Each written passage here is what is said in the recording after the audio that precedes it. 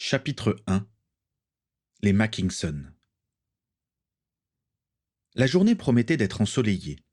William Mackinson pensait déjà à la suée que l'astre solaire lui promettait alors qu'il travaillerait au champ. Le temps avait passé, il n'était pas encore un vieil homme, mais n'était plus tout jeune non plus. Cela faisait maintenant 16 ans qu'il s'était installé sur cette île avec sa femme Swazik et leur fils, qui n'avait qu'1 an à l'époque. Depuis, la famille s'était agrandie grâce à l'arrivée d'une petite fille. Cette dernière, âgée maintenant de 11 ans, s'amusait devant la maison, seule. William s'approcha de sa fille en regardant aux alentours, cherchant visiblement quelqu'un. « Morgan, où est ton frère ?» demanda-t-il. « Il devait rester avec toi aujourd'hui. »« Je ne suis plus une petite fille, papa, » répliqua Morgan. « Même si maman est allée au marché, je peux rester garder la maison. Je lui ai dit qu'il pouvait partir. »« Et comment l'as-tu convaincu ?»« Facile, il a suffi que je lui parle d'Oriane. » Ah, ces enfants. Sois prudente quand même. Au moindre souci, tu envoies des étincelles en l'air. Mais ce serait avouer que je suis une sorcière. Je préfère que ta mère efface quelques mémoires que de perdre ma fille. Morgan embrassa son père et le regarda partir. Un jeune homme de 17 ans courait la lande. Il montait une côte moyennement pentue. Il aimait passer par là pour rejoindre le port, car en haut de cette colline, on pouvait voir quasiment toute l'île. Et à chaque fois, ce spectacle le ravissait.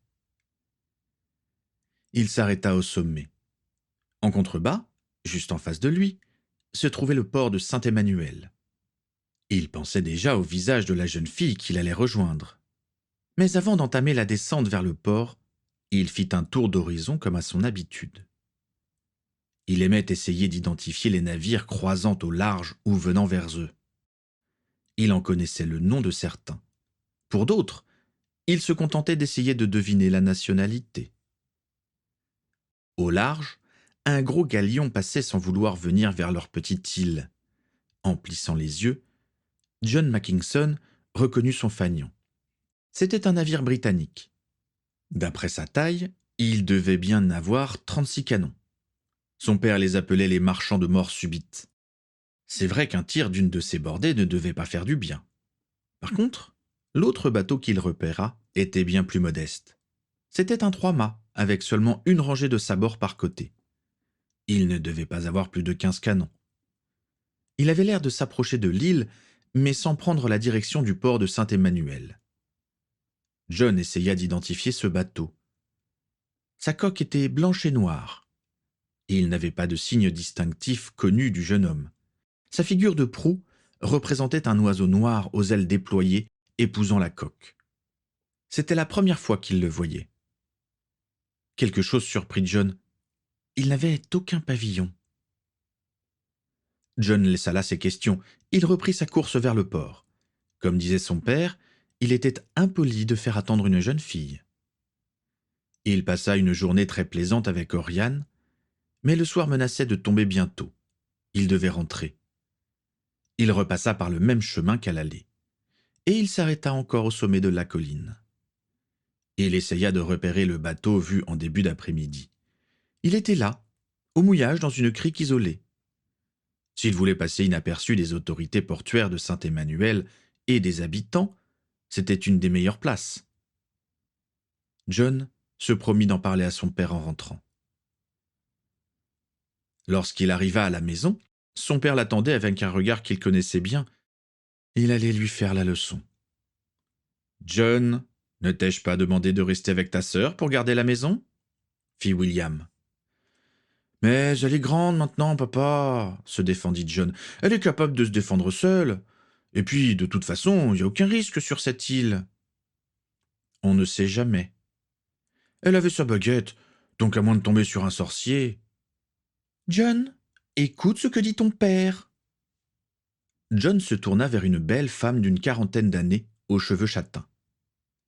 Elle était fine, mais il ne fallait pas s'y fier. Elle cachait une forme physique que peu de femmes de son âge possédaient. « Oui, maman, » fit John. « On ne sait jamais ce qui pourrait venir, continua Swazik. Comme des pirates lança Morgan. C'était peut-être ça s'exclama John. Quoi donc demanda son père. En allant à Saint-Emmanuel, j'ai vu un bateau s'approcher de l'île, mais il ne semblait pas vouloir se rendre au port. Et ce soir, je l'ai vu arrimer dans la crique à l'est. Ce sont peut-être des pirates venus se ravitailler ou réparer. William et Swazik échangèrent un regard. Peux-tu me décrire ce bateau questionna William. 15 canons, si j'ai bien compté, décrivit John. 3 mâts. Il est de couleur blanc et noir. Je n'ai pas vu de pavillon, mais sa figure de proue représentait un oiseau noir aux ailes déployées. On aurait dit un corbeau. William lança un autre regard à sa femme. Celle-ci se contenta de hocher la tête et poussa ses enfants vers la table pour le repas. Après le dîner, William sortit en prétextant avoir besoin de prendre l'air. Morgan voulait l'accompagner, mais sa mère lui demanda de rester pour l'aider à faire la vaisselle.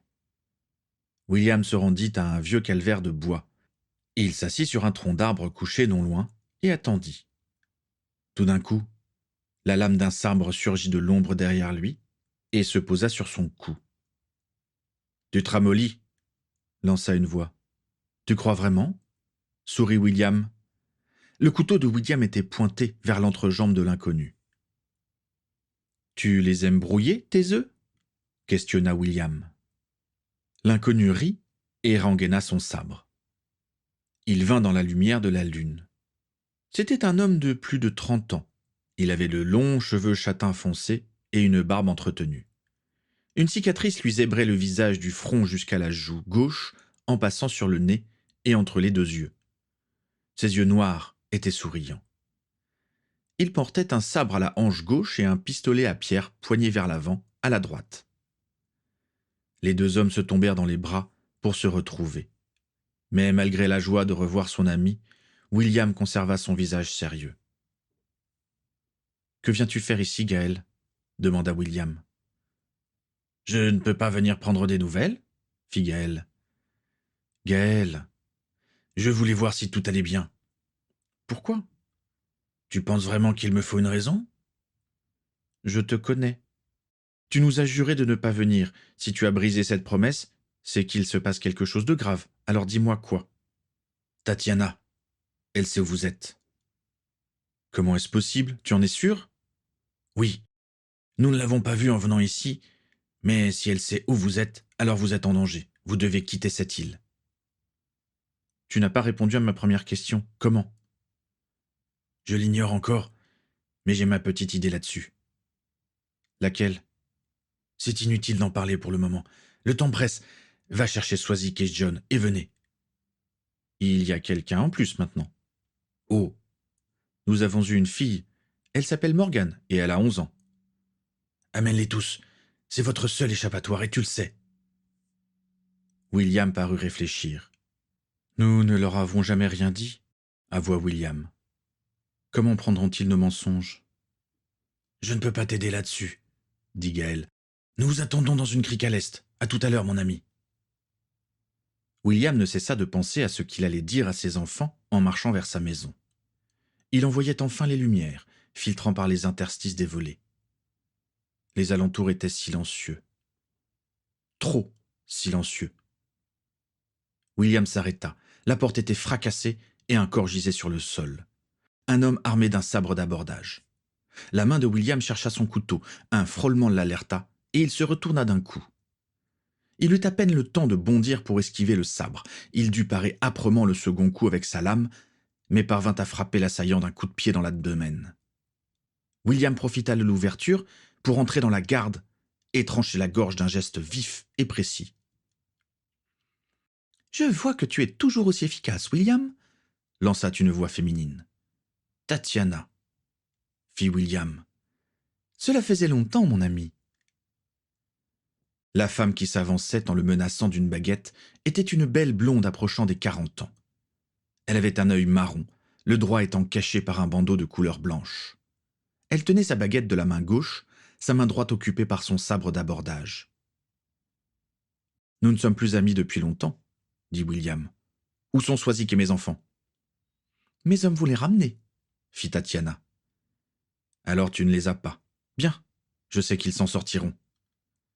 Toujours à penser aux autres avant toi, c'est quelque chose qui m'a toujours impressionné chez toi, William, mais n'y compte pas trop.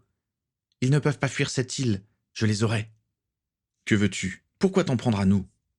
Je veux toujours la même chose, William. L'encou et son secret. Ce n'est pas nous qu'il te faut chercher alors, mais Gaël. C'est une possibilité, mais il n'est pas le seul mort-braise. Tu es venu pour Swazik. Oui, et toi tu es inutile. Désolé. Perforo. Le rayon surgit de l'extrémité de la baguette de Tatiana et vint traverser la poitrine de William de part en part. Le sang coula sur le sol alors que William s'effondrait. Je n'ai jamais aimé le maléfice de l'Avada, reprit-elle en se penchant sur lui. Profite bien de la douleur de tes derniers instants. Tatiana s'en alla, laissant William se vider de son sang. William sentait la vie le quitter peu à peu, et pourtant ce n'est pas de mourir qu'il avait peur. Il avait peur pour sa femme et ses enfants. Il fallait absolument qu'il trouve un moyen d'appeler Gaël, de le prévenir que Tatiana était déjà là. Mais comment? Si seulement il était sorcier, il lui aurait suffi d'une baguette, comme il avait vu Swazik le faire si souvent. Il savait qu'il ne lui restait plus que quelques minutes, peut-être même quelques secondes, avant que son cœur ne s'arrête. Il entendit des pas s'approchant. Était-ce Tatiana et ses hommes qui revenaient? « William !» lança Gaël en apparaissant au-dessus de lui. « William !» « Gaël !» soupira difficilement William. « Sauve-les. Elle les cherche. Elle le veut toujours. »« J'ai compris. Garde tes forces. »« Ce n'est plus la peine, tu le sais aussi bien que moi. Justin n'arrivera pas à temps. Veille sur eux. » Ce fut ses derniers mots. Comme à son habitude, William Mackinson avait pensé aux autres avant lui, jusqu'à sa mort. Swazik avait emmené ses enfants dans la forêt derrière la maison. Elle était si dense qu'ils pourraient facilement s'y cacher, surtout de nuit. Elle n'avait donné aucune explication à ses enfants. Elle avait perçu des bruits au dehors. Instinctivement, elle s'était saisie de sa baguette et s'était mise entre la porte et ses enfants. Et quand la porte s'était ouverte d'un coup, elle n'eut aucune hésitation. Elle incanta un avada, tuant l'attaquant sans qu'il ne comprenne. Ils avaient ensuite couru dehors, et, sous les ordres de leur mère qui lançait des maléfices pour briser le cercle des assaillants, ils avaient fui vers la forêt. Maintenant, le silence était pesant. John et Morgan se tenaient l'un contre l'autre, baguettes tendues. Swazik semblait calme. Cela surprit John qui, déjà, ne s'attendait pas à ce que sa mère soit capable de tuer. « Maman, chuchota-t-il, qu'est-ce qui se passe ?»« Je n'ai pas le temps de t'expliquer, John, fit Swazik. Tu vas faire exactement ce que je te dis, sans discuter. Tu te souviens du bateau que tu as vu dans la crique à l'est? Oui. Tu vas le rejoindre. Emmène Morgan et faites attention. Quand vous y serez, dites vos noms. Tu as compris? Mais qui sont-ils? Je n'ai pas le temps, je t'ai dit. Et toi, que vas-tu faire? Je vais retrouver votre père. Ensuite, on vous rejoindra. Allez-y. John aurait voulu protester, mais le ton de sa mère n'autorisait aucune discussion. Swazik regarda ses deux enfants disparaître dans la nuit. Swazik se déplaçait silencieusement dans la forêt. Elle demeurait attentive au moindre souffle. Elle repéra les hommes de Tatiana en train de fouiller le moindre arbuste. Swazik repéra le plus isolé. Il était armé d'un sabre et s'en servait pour fouiller un taillis. Elle parvint à se glisser derrière lui sans se faire repérer et d'un geste vif entoura son cou d'un de ses bras en plaquant une main sur sa bouche. Elle fit vite et lui brisa la nuque d'un geste sec. Elle cacha le corps. Elle lui prit son sabre, son pistolet ainsi que son poignard. Elle transplana et se retrouva au milieu de 4 malfrats. D'abord surpris, l'un d'eux pointa son pistolet sur elle. Il tira au moment où elle transplana à nouveau. La balle atteignit en pleine tête un autre assaillant. « Ne tire pas !» s'écria un autre. « Gorluna la veut vivante !» Swazik réapparut au milieu. Elle brandit son sabre et trancha l'aine d'un des hommes. Elle se retourna en pointa sa baguette, repoussant un deuxième violemment contre un arbre. Le dernier resta figé par la facilité avec laquelle Swazik s'était débarrassé de ses acolytes. D'un expelliarmus, elle le désarma. Elle le plaqua au sol d'un autre sortilège et le maintint écrasé face contre terre. Le malfrat avait l'impression d'avoir un crochet sur le dos. « Tu parlais de Gorluna, dit Swazik. Tu es de son équipage ? » « Oui, répondit le pirate. Et elle me veut vivante ? » « Oui. » « Où est votre bateau ? » « Dans une crique au sud. » « Et où est votre capitaine ? » « Je suis ici, Swazik, lança Tatiana en s'avançant. Expelliarmus ! La baguette de Swazik vola en l'air, retombant dans les fourrés. Swazik toisait la blonde avec haine et dégoût. Cela doit faire 16 ans qu'on ne s'est pas vu, et tu ne me prends même pas dans tes bras ? Ironisa Tatiana. Si, bien sûr, si tu veux, fit Swazik. Attends juste que je sorte mon poignard pour te le planter entre les côtes en même temps. Et dire que nous étions comme deux sœurs. Je ne te savais pas nostalgique ? Non, c'est vrai. J'aurais même plutôt tendance à détruire mon passé, et tous ceux qui l'ont connu. C'est la seule manière de se construire un avenir. Et pour cela, tu veux encore acquérir l'Ankou et son secret ? Oui, et tu vas me le donner. Tu peux crever. J'espère que tu n'apprends pas de tels mots à tes enfants, mais que peut-on attendre d'une pirate ? Tu vas m'aider que tu le veuilles ou non. Je saurais t'y obliger. Je t'ai déjà pris un œil, Tatiana, je peux t'arracher l'autre si tu veux. D'un geste nerveux, Tatiana porta sa main à son bandeau blanc. Son visage se déforma en un rictus douloureux. Elle parut sur le point de lancer un maléfice mortel, mais se ravisa en tremblant. « Toi, grogna Tatiana, si tu n'avais pas été là, l'Ankou serait à moi, et ton frère aussi. Gaël n'est pas un imbécile. Il a compris qui tu étais, dit Swazik. Si je ne te tue pas, il le fera. Personne ne va mourir ce soir. Si, toi ou moi, peut-être même les deux. Ni toi ni moi. J'ai besoin de toi pour apprendre le secret de l'Ankou. Va en enfer. Swazik dégaina le pistolet qu'elle avait volé au pirate et le pointa sur Tatiana. La détonation résonna dans l'air. Tatiana parvint à éviter la balle en plongeant vers le sol. Ce faisant, elle se rapprocha de Swazik. Elle lança un diffindo qui trancha le bras de Swazik au-dessus du coude. Swazik fut aveuglé par la douleur durant un instant et tenta de se reprendre en sortant un poignard de sa main restante. Tatiana leva sa baguette par réflexe. « Perforo !» fit la blonde. Le maléfice toucha en pleine poitrine. Swazik s'effondra en lâchant son poignard. Tatiana la regarda s'écrouler avec stupeur. Elle se jeta à côté d'elle et la secoua vigoureusement. « Non !» s'écria-t-elle. « Reste en vie. J'ai besoin de toi pour atteindre mon but. » Swazik tourna difficilement les yeux vers elle. Un sourire douloureux se dessina sur son visage. « Si tu veux le secret de l'Ankou, tu vas devoir te frotter à Gaël, souffla Swazik, et tu en mourras. » « Non, contredit Tatiana, il reste d'autres solutions. Mes hommes recherchent tes enfants. Le sang des morbraises coule dans leurs veines. Ils me permettront d'accéder au secret de l'Ankou.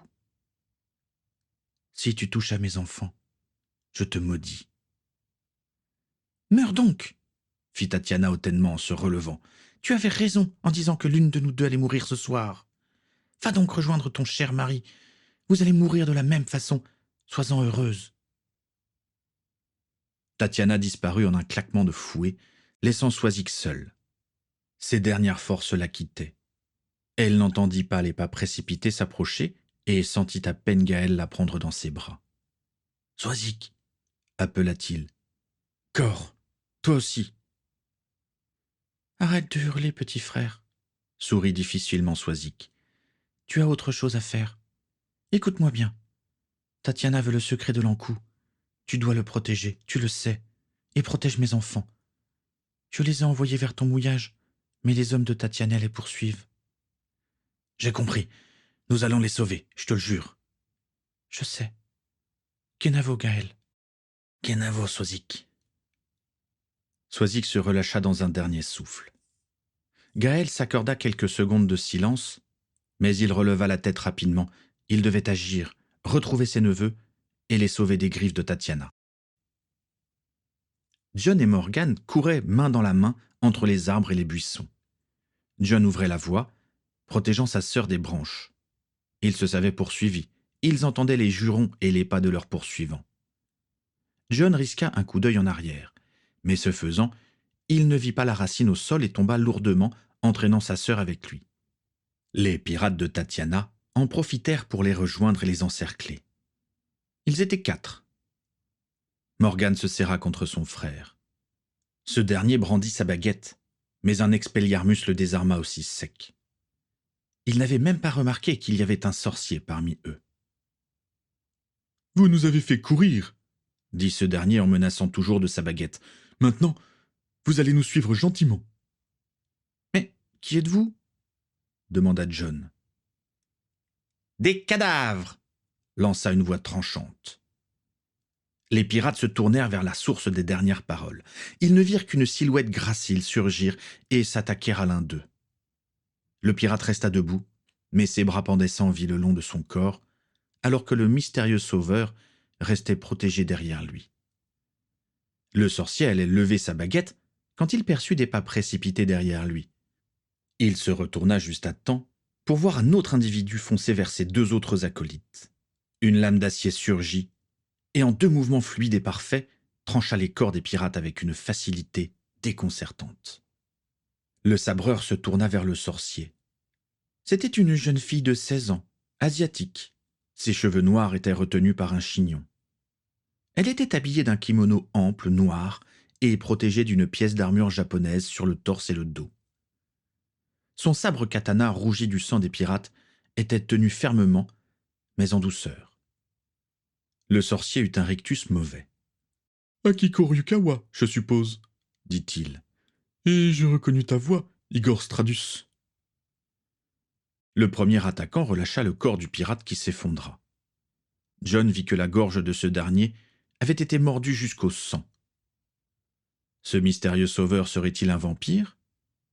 Il leva les yeux vers lui. Une peau blafarde, des yeux d'un éclat rouge sang, de longs cheveux blancs. Oui, il ne pouvait être qu'un vampire. Un sourire gourmand se dessina sur le visage d'Igor Stradus alors qu'il enjambait le corps du pirate, comme s'il s'agissait d'une vulgaire souche.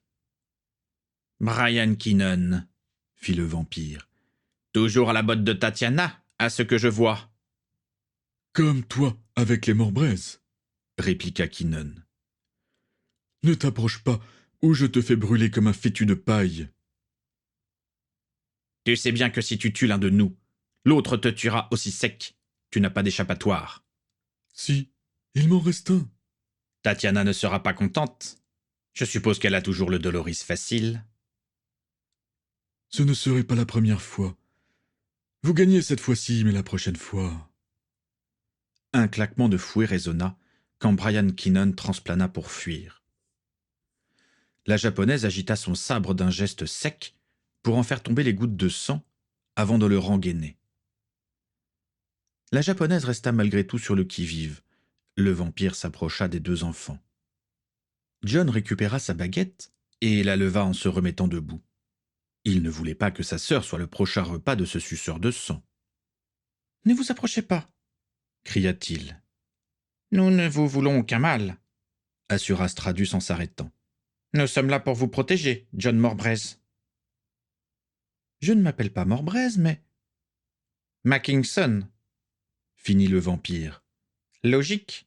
Le nom de William passe plus inaperçu que celui de Swazik. »« Vous connaissez mes parents ?»« Oui. Je peux même dire que nous sommes amis. Cette jeune fille est votre sœur, je suppose ? » « Mais qui êtes-vous ? » « Vos parents ne vous ont-ils jamais parlé d'Olankou ? » ?»« Non, qu'est-ce que c'est ? » ?»« Pas le temps pour le moment, Igor, » lança Gaël en sortant des ténèbres. « On remonte à bord tout de suite. Akiko, tu restes près d'eux. »« Bien. » acquiesça la japonaise. Mais qui êtes-vous? Je veux savoir, s'écria John. Je m'appelle Gaël Morbrez. Je suis votre oncle. Maintenant, venez. Non, je ne vous crois pas. Je veux d'abord voir mes parents. John menaçait Gaël de sa baguette. Il ne remarqua qu'au dernier moment les yeux de la japonaise devant lui. Elle lui saisit le poignet et le projeta au sol d'une facilité déconcertante. Lui tordant le poignet, elle l'obligea à ne plus bouger et le désarma. « Personne ne menace le capitaine devant moi », fit-elle en intensifiant sa clé, arrachant un gémissement de douleur au jeune homme. « Ça ira, Akiko », assura Gaël. « Remontons à bord. Tu peux l'emmener personnellement si tu veux. »« Aïe, Taisho !»« Igor, aide la petite. Morgane, c'est ça ?»« Oui, » balbutia la fillette. « Je ne veux pas que ce vampire s'approche d'elle !» hurla John. « Ah !» Akiko l'avait relevé en lui maintenant le bras tordu dans son dos. Elle venait de lui tordre un peu plus pour le faire taire. Igor tendit une main accueillante à Morgane. Le sourire du vampire était doux et chaleureux, rien à voir avec son sourire tranchant de tout à l'heure. Morgane sentait qu'elle pouvait avoir confiance. Elle posa sa main dans la sienne sans hésitation. Gaël aurait souri au spectacle de cette étrange procession si la soirée n'avait pas été aussi tragique. Ils atteignirent une crique dans laquelle se trouvait le bateau noir et blanc avec une figure de proue en forme de corbeau que John avait remarqué dans la journée. Ils montèrent dans des canots pour rejoindre le navire. « Bienvenue sur l'Ankou », annonça Gaël une fois à bord.